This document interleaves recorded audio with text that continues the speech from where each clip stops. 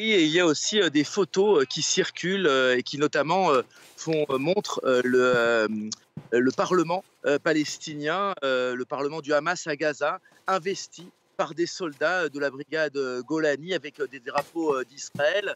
Le gouvernement israélien affirme également, que, l'armée israélienne se trouve tout près, du quartier général du Hamas qui serait situé donc sous l'hôpital, Shifa, cet hôpital qui est encerclé, depuis maintenant, plusieurs jours. Et effectivement, il y a, ces déclarations, du ministre de la Défense, Galante, qui affirme que le Hamas, perdrait, le contrôle de la bande, de Gaza.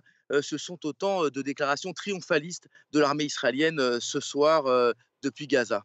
Voilà pour ces déclarations côté israélien. Le Hamas, de son côté, se dit prêt à libérer 70 otages contre une trêve de 5 jours, ce qui devrait inclure un cessez-le-feu complet.